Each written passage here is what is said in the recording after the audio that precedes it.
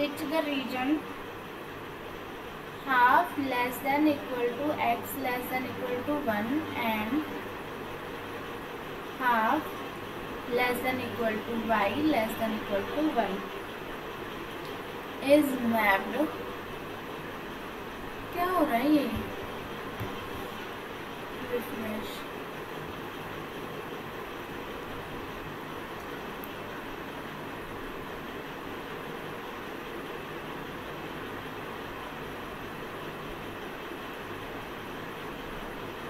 बारिश आ रही है शायद.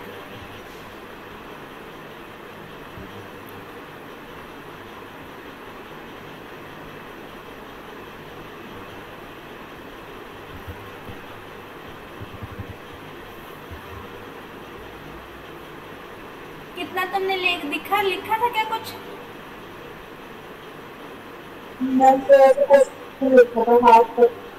हाफ कर लिखा था. अच्छा, तो ठीक है. ये एक्चुअल क्वेश्चन क्या है, x की वैल्यू 0 to हाफ टू 1 के बीच में लाई करेगी और y की वैल्यू भी हाफ के बीच, अब हाफ और 1 के बीच में लाई करेगी. वो जो मैपिंग होगी वो कहाँ ट्रांसफॉर्म करेगी? कौन सी वाली मैपिंग है? Is mapped by the transformation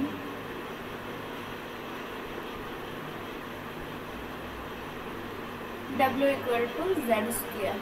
W equal to z square आपके पास मैपिंग है. ये आपके पास रीजन है, ये भी आपके पास रीजन है. ये रीजन कहाँ पे मैप करेगा ये आपको चेक करना है. ठीक है, आप इसको एक बार खुद से ट्राई करके देखो, फिर मैं बताऊंगी. W equal to z square वाला आप खुद करोगे. अब होती है आपके पास एक inversion mapping.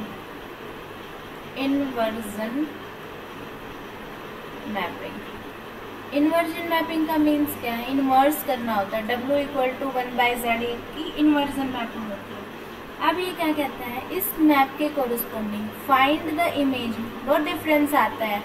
Find the image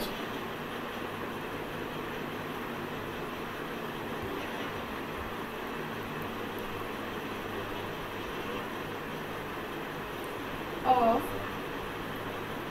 the infinite strip. आपको दिखाई दे रहा है? मुझे नहीं पता नेटवर्क इशू कैसा, थोड़ा थोड़ा ना आप कैसे करते रहना कि मुझे पता लग जाए. रीड. हाँ, find the image of the infinite strip 1/4 less than equal to y less than equal to half. ये आपकी स्ट्रिप है, इसकी इमेज आपको निकालनी है. कहाँ? किसके कोरिस्पोंडिंग? इस मैपिंग के कोरिस्पोंडिंग. इसको बोलते हैं हम inversion mapping. And show by graphically. आपको इसको ग्राफिकली भी शो कराना है. देख लो कैसे करते हैं. सॉल्यूशन W आपका लिखा, Z की वैल्यू रखो x प्लस आयटा वाई. हम जब Z नीचे आ जाता है हम क्या करते हैं? रैशनलाइजेशन करते हैं. x माइनस आयटा वाई से divide, x minus iota y से मल्टीप्लाई. ऊपर वाले की 1 के साथ मल्टीप्लाई कराएंगे तो सेम आ जाएगा. नीचे वाले का इसके साथ कराएंगे तो a plus B A minus B बन गया. तो यहाँ से क्या बनेगा? a minus B A plus B, A square minus B square होता है. और यहाँ पे क्या है? Iota square -1. एक माइनस ऑलरेडी है तो क्या हो जाएगा? प्लस हो जाएगा. क्या ये चीज समझ में आई आपको? अब आपका जो W होता है वो क्या होता है? U प्लस आयटा V की फॉर्म होती है. अब इसको ना रियल और इमेजिनरी पार्ट में डिफाइन कर लो. देखो, सिर्फ x के डिवाइड में भी हम क्या कर सकते हैं? x square plus y square. अब माइनस में आयटा बाहर और y के डिवाइड में भी कर सकते हैं. यहाँ से क्या हो गया? u प्लस आयटा v की फॉर्म बन गई. इट मीन्स यहाँ से हम लिख सकते हैं u equal to x by x square plus y square and v equal to minus time of y by x square plus y square. इतना क्लियर है आपको?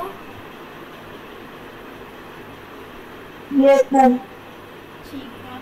अभी आपको करना क्या था? y की वैल्यू किस स्टेप से चेक करनी है? इट मीन्स हमें x और y की वैल्यू पता होनी चाहिए. x और y की वैल्यू के लिए ये u और v की वैल्यू है तो x और y में चेंज कर लेंगे. क्या करेंगे? पहले आप चेक करो, u बाई वी करेंगे तो x square by v square से ये नीचे वाला कैंसिल हो जाएगा, जैसे x square by y square divide by minus y by x square plus y square. ये देखो ये इससे कैंसिल हो जाएगा और ये क्या आ जाएगा माइनस एक्स बाई वाई। अब यहाँ से क्या कर लो, y की वैल्यू निकाल लो या x की वैल्यू निकाल लो। एक की वैल्यू निकल गई तो आ जाएगा। हाँ जी हमने इसमें क्या, हमने इसमें यू अपन वी क्यू करे। हमें क्या करना है, देखो u और v निकाल लिया, हमें किसकी वैल्यू चाहिए, y की वैल्यू चाहिए। इट मीन्स x और y की वैल्यू हमें चाहिएगी तभी तो हम निकाल पाएंगे। तो इनको u और v क्या है, x और y की फॉर्म में है। अब x और y को u v की फॉर्म में वैल्यू निकाल लेंगे।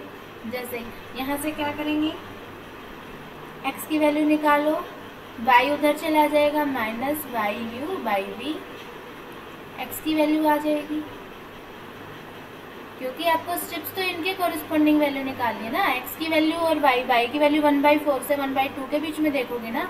u और v का तो अब रोल नहीं रहा, बाद में आएगा।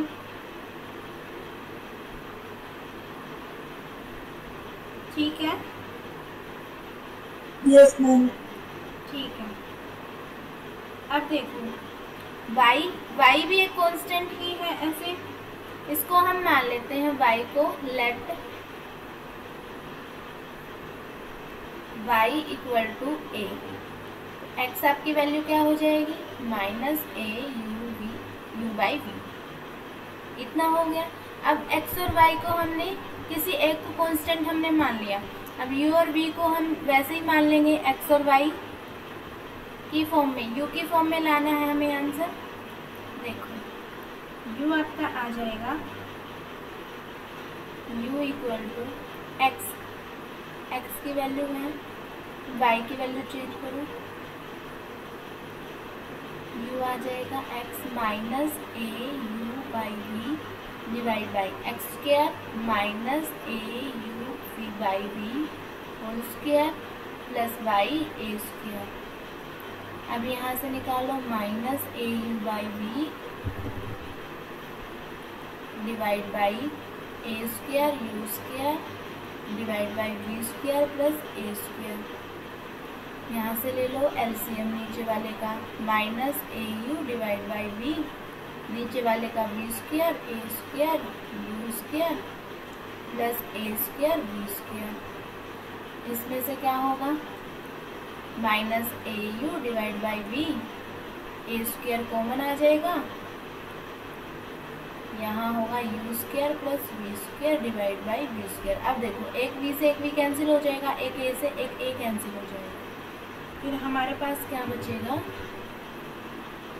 ये किसकी वैल्यू है u की वैल्यू है, u इक्वल टू माइनस ए तो कैंसिल हो गया, u डिवाइड बाई 1, फिर ऊपर लेके जाएंगे, यहाँ एक v बचा हुआ है, यहाँ एक a बचा हुआ है, cross multiply v over a into u square plus v square. इतना समझ में आया आपको?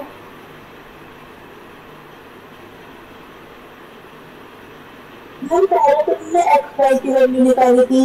हाँ जी, हमने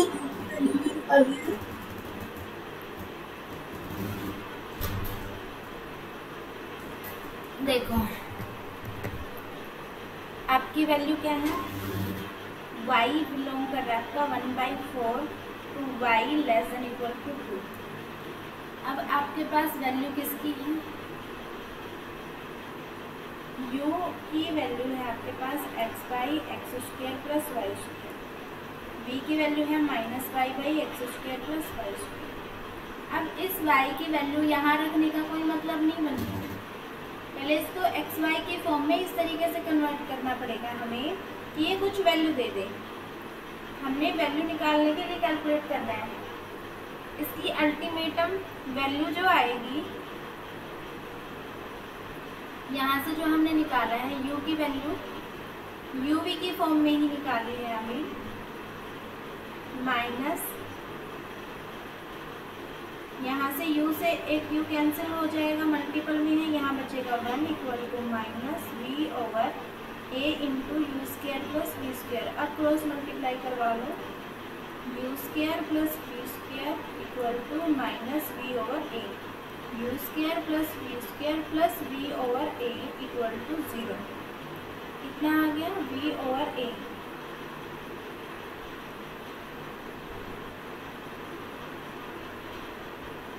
अब देखो ए किसको माना था हमने? y को माना था। ऊपर y इक्वल टू ए मान के चले थे। ये देखो पहले y इक्वल टू ए हमने मान के चले। क्यों मान के चले हैं? क्योंकि हमें दिख रहा है y की वैल्यू कांस्टेंट 1/4 और 1/2 वैल्यू इसने खुद दी है, तो हम ये मान के चलेंगे कि a कोई भी कांस्टेंट मान लिया। अब किसके लिए हम चेक करेंगे? फॉर वहन y इक्वल टू 1/4, तो जो इसमें वैल्यू क्या है? हमने क्या मानी थी? a मानी थी। अब a की वैल्यू क्या आ जाएगी? 1/4। तो जो ये वैल्यू है वो बनेगी v ओवर a की value 1/4 equal to 0। It means u square plus v square plus 4 time of v equal to 0। जब आपके y की वैल्यू कितनी है? 1/2 है और वो हमने a मानी है, तो ये इक्वेशन किस में चेंज हो जाएगी? v over 1/2 equal to 0। ये आ जाएगी आपकी v square u square plus 2 time of v equal to 0। ये आपकी सर्कल की इक्वेशन है, ये आपकी सर्कल की इक्वेशन है, इक्वेशन ऑफ सर्कल। देखो अल्टीमेटम आपने करा क्या है? पहले आपने कंपैरिजन करने के बाद वैल्यू निकाली u और v की। हमें चाहिए y की वैल्यू क्या है? हमें कांस्टेंट वैल्यू पे निकालनी, 1/4 और 1/2 पे। हमने मान लिया y की वैल्यू a है, तो x की वैल्यू उसके कोरिस्पोंडिंग यहाँ चेंज हो गई। अब चेंज होने के बाद में हमने क्या करा? u की वैल्यू, मतलब हम ट्रांसलेट तो कर रहे हैं ना। क्यों? क्योंकि w इक्वल टू 1/z है, उसके कोरिस्पोंडिंग हम ट्रांसलेशन, हम वैल्यू डायरेक्ट पुट नहीं कर सकते इसमें। जैसे उसमें w equal to z square, z की वैल्यू निकाली और z में हमने पुट कर दिया और स्क्वायर कर दिया, ऐसे नहीं कर सकते। ये आपका w इक्वल टू 1/z है, रेसिप्रोकल में जा रहा है, तो इसलिए आपको दोबारा से सब्स्टिट्यूट करना पड़ेगा। ये ऐसे ही सब्स्टिट्यूट होगा, इसके स्टेप्स ऐसे ही रहेंगे, आपको ध्यान रखने पड़ेंगे। जब आपने u की वैल्यू को कैलकुलेट किया, u निकाल लो चाहे v निकाल लो, एक को निकाल लो इसकी फॉर्म में। इसकी फॉर्म में निकालने के बाद आपके पास कैलकुलेट करने के बाद ये वाली फॉर्म आ गई। ये जो फॉर्म दिखाई दे रही है आपको, ये फॉर्म आपकी मोस्ट इम्पोर्टेंट फॉर्म थी। यहाँ तक समझ में आया? मैम मतलब हमें इसमें आंसर में निकालना क्या था? हमें निकालना था कि जो y के स्टेप्स हैं, ये इस वैल्यू के लिए इमेज क्या शो करेगी। तो इस वैल्यू के लिए इमेज शो क्या कर रही है? जैसे हम y की वैल्यू या तो 1/4 पे कैलकुलेट कर रहे हैं या 1/2 पे, दोनों पे कैलकुलेट करेंगे। पहले 1/4 पे कैलकुलेट करा, वैल्यू यहाँ पे रखी और ये इक्वेशन ऑफ सर्कल आ गई किसकी? u square plus v square plus 4v equal to 0। ये इक्वेशन ऑफ सर्कल जिसका सेंटर 0 और -4 है। ये क्या है? y इक्वल टू 1/2 पे भी इक्वेशन ऑफ सर्कल बन रही है जिसका सेंटर क्या है? 0 और -2। इसको ग्राफिकली अगर हम देखेंगे तो क्या आएगा? देखो पहले आप y को प्लॉट करो। ये x एक्सिस है, ये y एक्सिस है। ये मान लो 0 है, ये हाफ है, ये 1 है। तो y की वैल्यू यहाँ से यहाँ तक की, ये जो वर्टिकल एक्सिस पे है, ये वैल्यू किस में चली गई?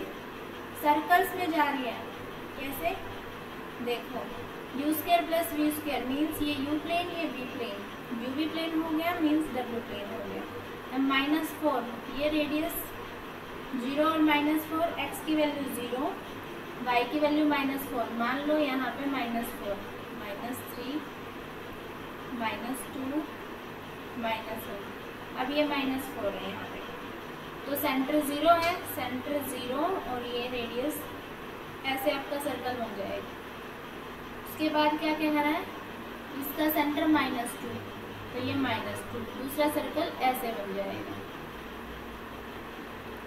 ऐसे आपकी फिगर आएगी। और जो कॉमन रीजन है 0 किसके लिए? 1/2 हमारा किसके लिए था? 1/4 से 1/2 के लिए। तो कौन सा? ये वाला जो रीजन आया है, ये रीजन आया है, ये रीजन बन जाएगा। ये जो छोटा सा वर्टिकल वाला रीजन किस में चेंज हो गया? इस मैपिंग से इस रीजन में चेंज हो गया। ये चीज समझ में आई आपको? मैम मतलब हमें ये बताना था कि वो जो स्ट्रिप है वो कौन सी फिगर बनाएगी? हाँ जी, मैपिंग का मतलब ही है कि आपके जो जो यू एक्स वाई प्लेन में जो फिगर है वो यूवी प्लेन में क्या चेंज करेगी, क्या चेंज होके आएगा? तो मैम जैसे अगर हमें क्वेश्चन आएगा तो हमें वो बताएगा कि हमें कौन सी मैपिंग से करना है। ये बताया तो इसमें क्वेश्चन लिखा हुआ है, यही तो आएगा क्वेश्चन कि आपको ऐसे मैप करना है। और इनवर्स मैपिंग के स्टेप्स ये रहेंगे, हमेशा स्टार्टिंग से ऐसे ही करना है।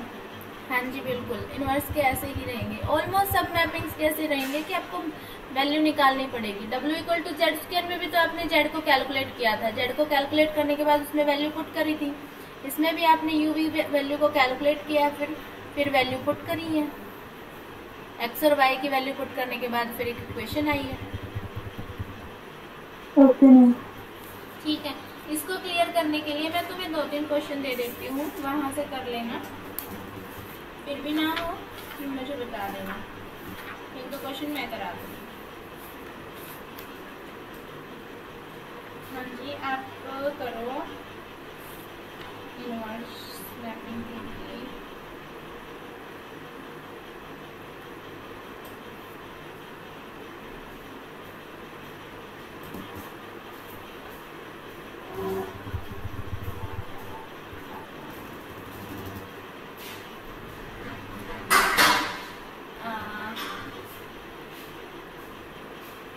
Find the image under the inverse mapping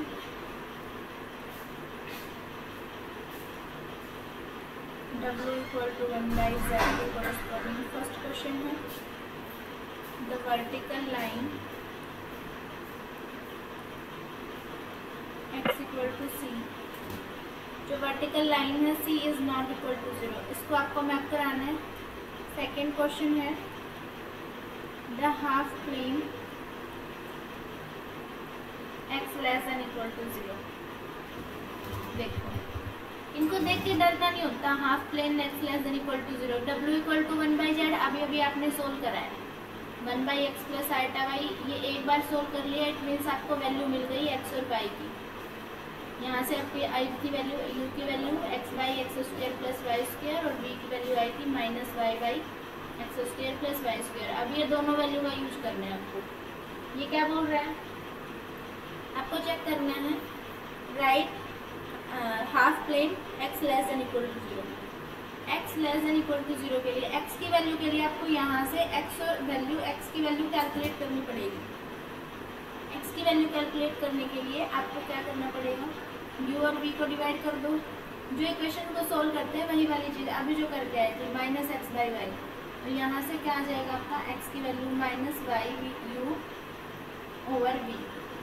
अब x लेस देन 0 है, इट मीन्स जो राइट हैंड साइड वाला है वो भी लेस देन 0 होगा, by u by v less than equal to 0। ये तो नेगेटिव साइन। इतना समझ में आया आपको? Yes ma'am.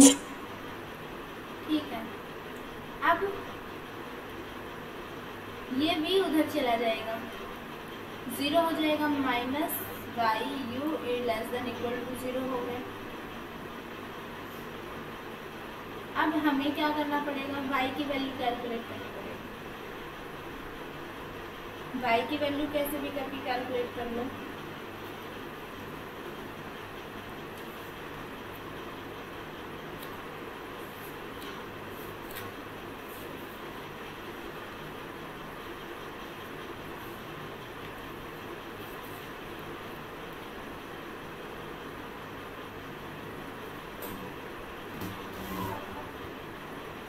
क्या करें इसमें, स्क्वायर करने के बाद कुछ होगा,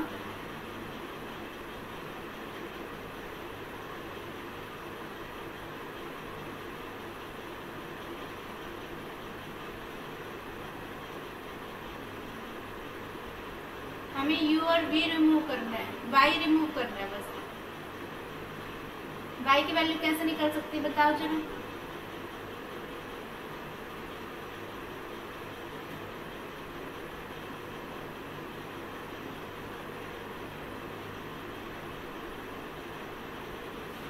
हाँ, एक चीज और, जो मैंने अभी सर्कल की इक्वेशन बताई थी उसमें तुमने रेडियस वगैरह के बारे में कुछ नहीं पूछा, कैसे पता करोगे पता है आपको? Equation of circle x² + y² + 2zx + 2fy + c = 0, ये आपकी जनरल इक्वेशन होती है सर्कल। अब जो आपका होता है x का जो कोफिशिएंट होता है और y का कोफिशिएंट होता है, उनका हाफ करके हम निकालते हैं सेंटर।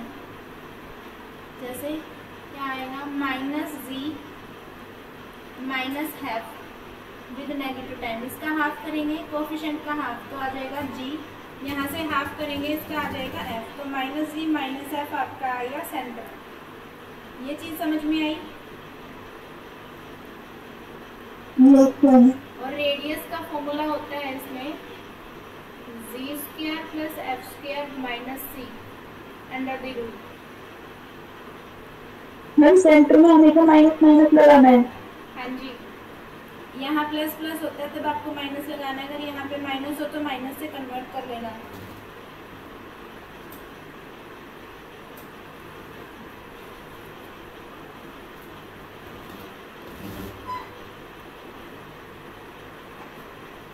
हो जाएगा इतना? Yes ma'am.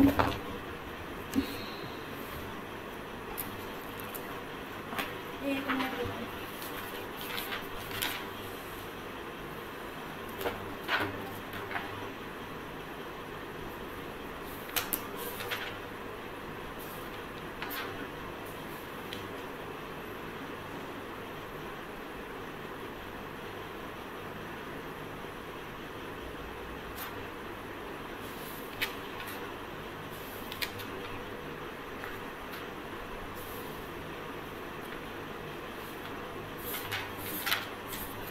कन्वर्जन का तुम उतना ही समझो, बहुत है। उनको छोड़ना, पहले वो वाली होगी, वो लेस देन वाले क्वेश्चन तो नहीं आएंगे तुम्हारे वाले में। हाँ, इतना कर सकती हो, मॉडुलस z = 1 चेक कर सकती हो कि ये कैसे आएगा। देखो मॉडुलस z = 1 के लिए आप चेक करो, W = आपका 1/z है, मॉडुलस z = 1। मैम ये कौन सा क्वेश्चन है? ये एक यही क्वेश्चन है, W = 1/z के कोरिस्पोंडिंग मॉडुलस z = 1 क्या आएगी आपका, एक सर्कल आएगा, यूनिट रेडियस का सर्कल आएगा। यूनिट रेडियस के सर्कल को आप कोरिस्पोंडिंग टू इनवर्स मैपिंग कैसे ट्रांसलेट करोगे, क्या आ जाएगा वो आपको चेक करना है। तो z की वैल्यू आपके पास कितनी आ जाएगी, R1 यहाँ से लिख सकते हैं z = e⁻θ आ जाएगी। अब z की वैल्यू e⁻θ है तो इस इन्वर्जन मैपिंग ये रखेंगे, तो W = 1/e⁻θ, और ये क्या हो जाएगा, cos θ - i⁻ sin θ divide by cos θ plus i⁻ sin θ multiply cos θ। Rationalisation कराया और कुछ नहीं कराया, ठीक है मैम? हाँ जी। मैम तो ये आपने क्वेश्चन लिखाया था, उसके जो फर्स्ट और सेकंड पार्ट है उन दोनों को छोड़ना है? नहीं, उसको ट्राई कर लो, कल दिखाना तुमने क्या करा है उसको। बाकी ना वो मैंने समझाने के लिए बताया, मैंने क्या बोला है वो तुम छोड़ सकती हो, तुम एक बार करके देख लेना कि आती कैसे है, बट वो क्वेश्चन नहीं आएंगे, वो तुम्हारे समझाने के लिए कराए हैं। इनवर्स मैपिंग का मैम ये वाला क्वेश्चन है जो अभी आप अभी करवा रहे हो? ये वाला क्वेश्चन भी है ऐसे ही, ये भी समझाने के लिए समझा रही हूँ। इनवर्स मैपिंग में एग्जैक्टली तुम्हारे ऐसे क्वेश्चन नहीं आएंगे, जो पहले एक क्वेश्चन करवा चुकी हूँ मैं, जो W = z² वैसे वाले क्वेश्चन आएंगे तुम्हारे। और W = 1/z का पहले वाला जो क्वेश्चन समझाया है वैसे वाले क्वेश्चन आएंगे। ये सिर्फ तुम्हें क्या करवा रही हूँ कि तुम्हें ये चीज समझ में आ जाए कि लेफ्ट साइड जैसे क्या है, क्वेश्चन क्या है, ये आपकी मैपिंग है, ये जो लेफ्ट साइड में है ये वाला जो दिख रहा है आपको, ये फिगर जो XY प्लेन का फिगर है ये। अब इसमें क्या है, ये इधर वाला एरिया जहाँ पे x नेगेटिव होता है वो कहाँ मैप करेगा, राइट साइड में जो पॉजिटिव होता है वो कहाँ मैप करेगा, अपर हाफ प्लेन कहाँ मैप करेगा, लोअर हाफ प्लेन कहाँ मैप करेगा, कोई सर्कल है वो कहाँ मैप करेगा। ऐसे क्वेश्चन है वो। वर्टिकल लाइन यहाँ पे बना दी मैंने कोई, ये कहाँ मैप करेगी, हॉरिजॉन्टल लाइन बना दी वो कहाँ मैप करेगी, वो वाले क्वेश्चन है ये, कि तुम्हें चीज समझ में आ जाए बस। आई बात समझ में? Yes ma'am. ठीक है, एक बार तुम उसको एक बार करके देखो, फिर मैं कराती हूँ इनको, फिर मैं थोड़ा सा टाइम लेके अच्छे से कराऊंगी, फिर मुझे कराने सिलेबस। कब है तुम्हारे सेशनल? मैम स्टार्ट 15 में से है, अभी डेट शीट नहीं आई। आ गई है डेट शीट, 15 से ही होंगे, मिल जाएगी तुम्हें कुछ दिन में।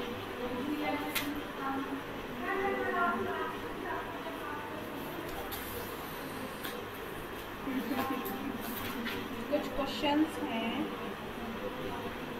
मैम जो भी आपने नोट मैम जो भी आपने क्वेश्चन लिखा है ये वाला करना है। ये तुम समझने के लिए तुम्हें करना है, मैं क्वेश्चन और दे रही हूँ वो करनी है। आपकी आती है bilinear form, point to point ही करें तो अच्छा है। देखो most important form bilinear transformation,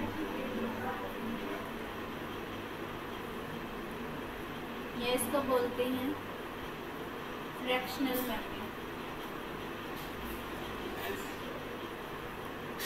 कैसे रहेंगे ये ट्रांसफॉर्मेशन इस फॉर्म की होती है, W is equal to AZ plus B divide by CZ plus D, where है A B C D are complex number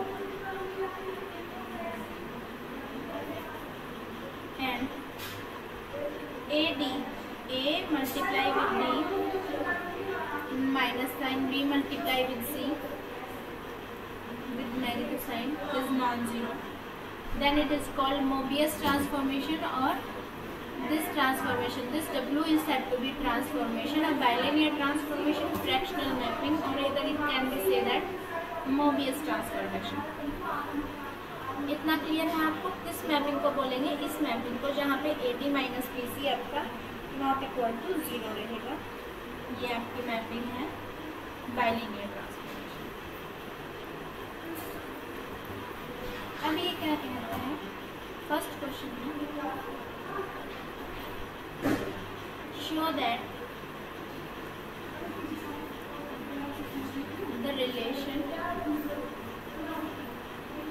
W equal to 5 minus 4Z divided by 4Z minus 2 transform the circle modulus Z equal to 1 into the circle of radius unity.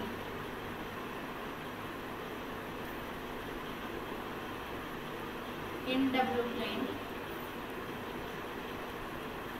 and find the center of the circle.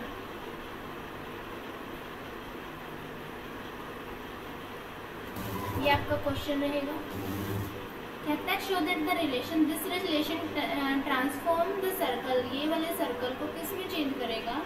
Circle of radius unity, circle में ही change करेगा W plane में, और जो circle होगा उसका आपको centre बताना है। सॉल्यूशन रहेगा, पहले आप W क्या लिख रहे हो? 5 minus 4Z divide by 4Z minus 2। अब यहाँ से Z की वैल्यू निकाल लो, Z की वैल्यू निकालेंगे, क्रॉस मल्टीप्लाई कराने के बाद क्रॉस मल्टीप्लाई डिवाइड बाई 1 करेंगे, कितना ठीक है?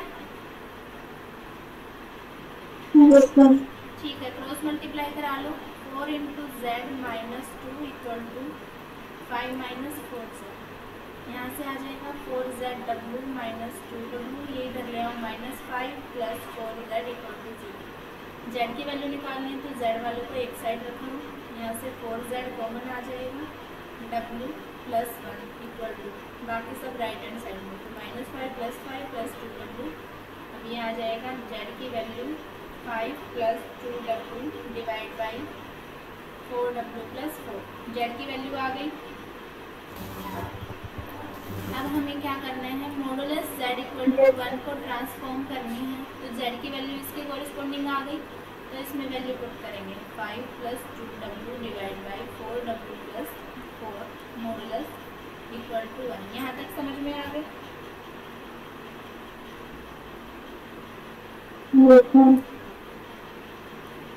अब ये मॉडुलस है, इट मीन्स क्रॉस मल्टीप्लाई करवा देंगे। 5 + 2w मॉडुलस = 4w + 4 मॉडुलस। इतना आ गया। अब हमें पता है w क्या है, w आपका होता है u + i, तो वैल्यू रखेंगे इसमें। Then 5 modulus 5 + 2 time of u + i modulus = 4 time of u + i + 4 time. अब रियल और इमेजिनरी पार्ट को अलग अलग कर लो। Modulus 5 + 2 time of u + 2 i 2 time of v फिर equal to right hand side में 4 time of u + 4 + i 4 time of v। अब आपको क्या पता है, जब आप मॉडुलस निकालते हो तो क्या करते हो, रियल और इमेजिनरी पार्ट को स्क्वायर करते हैं। It means left hand side से आएगा 5 + 2u का होल स्क्वायर + 2v का whole square under the root. Right hand side से क्या आ जाएगा 4 of u + 4 का whole square plus imaginary part 4 of v का होल स्क्वायर। ये क्लियर है आपको यहाँ तक? Yes ma'am. अब क्या करेंगे, इसको ओपन करेंगे। ओपन करने के बाद देखो इधर भी रूट है, इधर भी रूट है, तो स्क्वायरिंग बोथ साइड ये आ जाएगा स्क्वायरिंग बोथ साइड, तो ऊपर से ये कैंसिल हो जाएगा रूट। अब सिर्फ ये अंदर वाला स्क्वायर ओपन करना है। a + b का स्क्वायर 5 × 5 = 25 + 4u² + 2 × 2 = 4 5 = 20u फिर प्लस में 4v²। ये लेफ्ट हैंड साइड का स्क्वायर ओपन किया है equal to right hand side में देखो 4 का 16u² + 16 + 32u + 4 4 16 v²। अब u और v वालों को एक साथ कर लो। ये क्या है u² है, ये v² है। ये क्या है u है, ये v है। u का ले आओ, इधर ले आओ इसको। 16 - 4 कितना बनेगा 12u²। यहाँ कितना है 16 - 4 प्लस में 12v²। इधर डालो 0। अब फिर प्लस 32u, u है इधर, ये रहा 20। 32 - 20 12u। उसके बाद ये 16 है, यहाँ कितना है 25। 16 - 25 9 -9 वो उधर आएगा ना -9 बनेगा। इतना समझ में आया? Yes ma'am. देखो अब इसमें क्या कर सकते हैं हम, ये वो वाली फॉर्म है u² + v² या x² 2gx + 2fy + c = 0। सिर्फ कोफिशिएंट आपके वो हैं, कोफिशिएंट्स को अगर रिमूव करोगे 12 से डिवाइड करोगे तो क्या आ जाएगा u² + v² यहाँ v², फिर प्लस में u, फिर माइनस में 9/12 3 × 3 = 9 3 × 4 = this। ये आ गया। इसको कंपेयर करेंगे u, ये x की जगह u आएगा, अब ये v आ जाएगा क्योंकि u v में चेंज हो गया। अब u का कोफिशिएंट का हाफ, u का कोफिशिएंट कितना है 1 का हाफ -1/2 हो जाएगा। v का कोफिशिएंट नहीं है तो 0 हो जाएगा। ये आपका आ गया सेंटर। अब आपको निकालना है रेडियस। रेडियस कैसे निकलती है, ये आपका कांस्टेंट है, कांस्टेंट की वैल्यू क्या है -3/4। ठीक है, f² plus under the root f²। f² क्या है आपका 2gx + 2fy। f तो है ही नहीं, f खत्म है। g की वैल्यू कितनी है 1 है, 2 होना चाहिए था यहाँ पे, नहीं है, तो यहाँ कितनी है 2gx डिवाइड करने के बाद आता है तो 1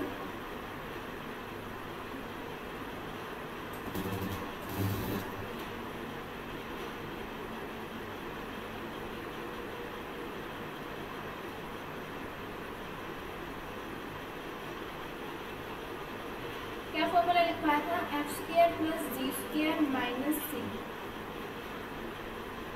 एफ स्क्वायर, एफ कितना है यहाँ पे, एफ है 0। इतना समझ में आया? हाँ जी एक्स 0 कहाँ से पता चलेगा? हाँ क्या एक्स 0 कैसे पता चलेगा? इसके कोरिस्पॉन्डिंग मैप करेंगे ना, v का कोफिशिएंट नहीं है।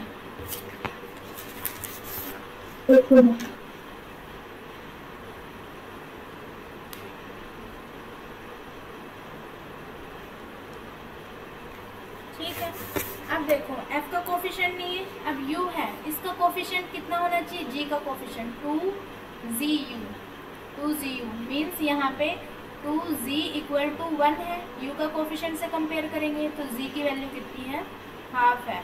अब हाफ का स्क्वायर करेंगे, यहाँ वैल्यू रखेंगे, हाफ का square 1/4 minus c, already minus है, minus minus plus, 3/4 4/4 1 under the root 1 कितना आ जाएगा 1। इट मीन्स रेडियस कितनी है 1 है। तो हमने क्या बताया अभी, किसमें मैप हो जाएगा, ये आपका है सर्कल की इक्वेशन, सर्कल का सेंटर है -1/2 to 0, रेडियस आपकी 1 है, उसी में मैप करना था, वही हमने शो करा दिया। क्लियर है ये चीज?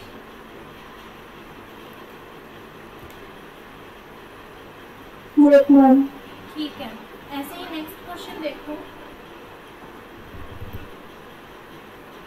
Question number 2, show that the mapping W equal to I minus Z divide by I plus Z map the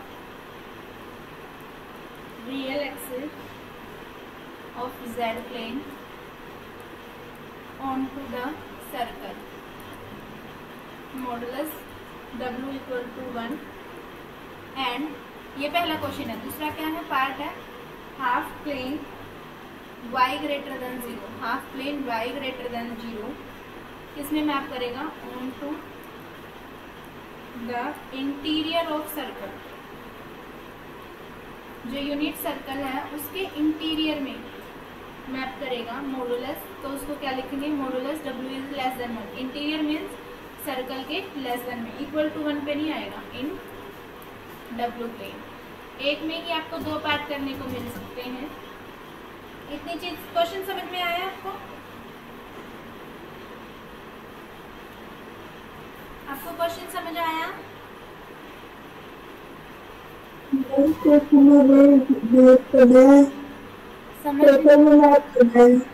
कहता है ये जो मैपिंग है, show the mapping map the real axis, real axis means x axis, x value, x की value जो horizontal axis है वो Z plane को किस में मैप कर रहा है, मॉडुलस W इक्वल टू 1 में। और जो सॉरी मैं गलत बता रही हूँ, जो आपका सर्कल है ये आपकी मैपिंग है, ये जो ये वाला सर्कल है किस में मैप करेगा, रियल एक्सिस में मैप करेगा, किसमें, जेड प्लेन में। ठीक है, मीन्स जहाँ पे y 0 होगा, रियल एक्सिस मीन्स जहाँ पे y 0 होगा। दूसरा क्या कहता है, जब y ग्रेटर देन 0 होता है, जब y ग्रेटर देन 0 होता है उस टाइम पे वो किस में मैप करेगा, इसके इंटीरियर में मैप हो रहा है। एक बार तो रियल एक्सिस किस में जा रहा है, सर्कल में चला जा रहा है, और दूसरी बार जब y ग्रेटर देन 0 ले रहे हैं तो वो इंटीरियर में जा रहे हैं।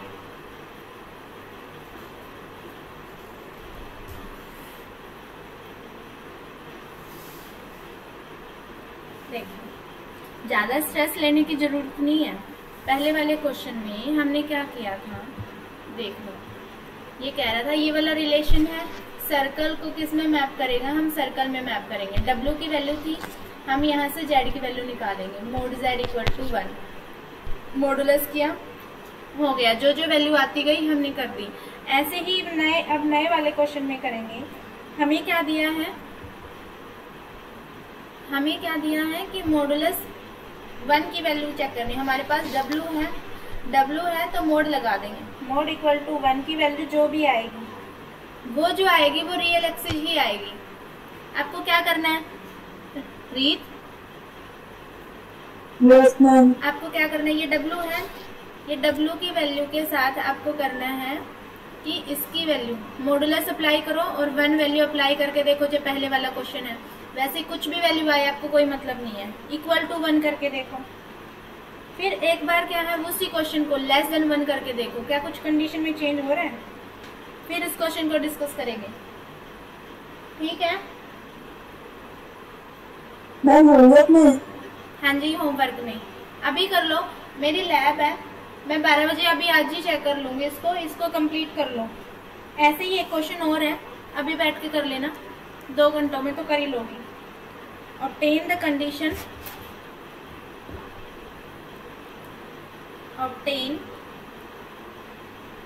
condition under the mapping W equal to AZ plus B divided by CZ plus D। Map a straight line, इस स्ट्रेट लाइन को मैप करेगा ऑफ Z प्लेन